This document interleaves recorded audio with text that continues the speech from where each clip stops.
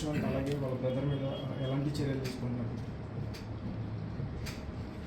చట్టపరమైన చర్యలు తీసుకోవడం జరుగుతుంది. అట్లా ఉండదు. అది మీరు ఇప్పుడు జస్ట్ బ్రీఫ్ ఏంటంటే ఎఫ్ఐఆర్ రిజిస్టర్ అవుతుంది. ఆ ఎఫ్ఐఆర్ రిజిస్టర్ అయిన దాని ప్రకారంగా ఇన్వెస్టిగేషన్ ప్రొసీడింగ్లో భాగంగా అప్రహెన్షన్స్ అవుతాయి. వాళ్ళ కన్ఫెషన్స్ బేస్ అయ్యో లేకపోతే రికవరీస్ బేస్ అయ్యి ఫర్దర్ సెక్షన్స్ యాడ్ అవుతాయి.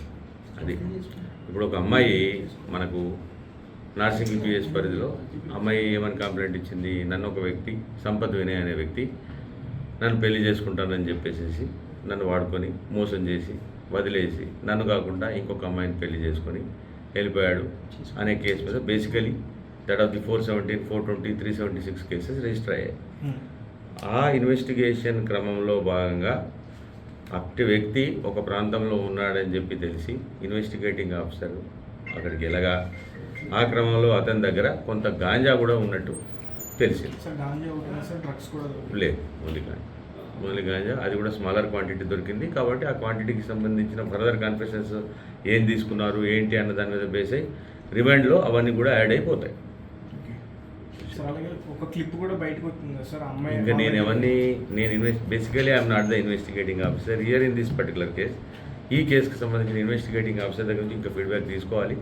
ఫర్దర్గా ఏదైతే క్రిమినల్ కంటెంట్ వస్తుందో ఆ కంటెంట్కి సంబంధించిన సెక్షన్స్ యాడ్ అయ్యి ఎవరైనా అక్యూజ్డ్ జైలుకి వెళ్తారు.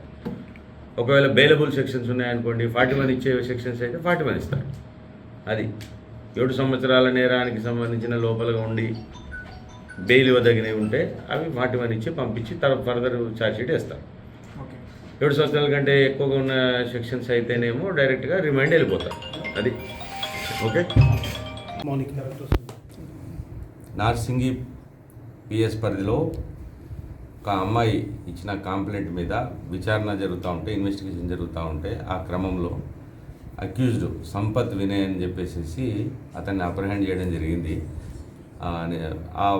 ఆ క్రమంలో అతని దగ్గర అతను ఉన్నది వాళ్ళ బ్రదరు యూట్యూబరు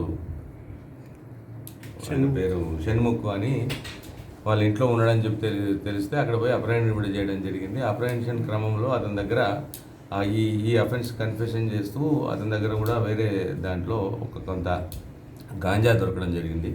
దానికి సంబంధించిన ఇన్వెస్టిగేషన్ జరుగుతూ ఉంది. అంటే అమ్మాయి ఏమని కంప్లైంట్ ఇచ్చేసి అమ్మాయి తనను పెళ్లి చేసుకుంటాను అని చెప్పేసి నమ్మించి తనను ఉపయోగించుకొని తర్వాత వదిలేసి వేరే అమ్మాయిని పెళ్లి చేసుకున్నాడు అనే దాని మీద బేసిక్ కంప్లైంట్. ఆ కంప్లైంట్ మీద మనము అక్యూజ్ని అరెస్ట్ చేస్తున్నటువంటి క్రమంలో అక్యూజ్డ్ దగ్గర కూడా ఇలాంటి ఎన్డీపీఎస్ కంటెంట్ సంబంధించి కూడా దొరకడం జరిగింది. ఇంత మొత్తంలో పట్టుబడ్డారు సార్ గాంజా? ఇది కాస్త డీటెయిల్గా నాకు ఇంకా కరెక్ట్ తెలియదు, కానీ అరౌండ్ 16 grams 15 grams అని చెప్పారు. అది ఇన్వెస్టిగేటింగ్ ఆఫీసర్కి ప్రాపర్గా తెలుసు. అది మీరు ఏమన్నా ఫర్దర్ కూడా ఇన్వెస్టిగేషన్ ఆఫీసర్ కంప్లీట్ అయిన తర్వాత మీకు చెప్తాను.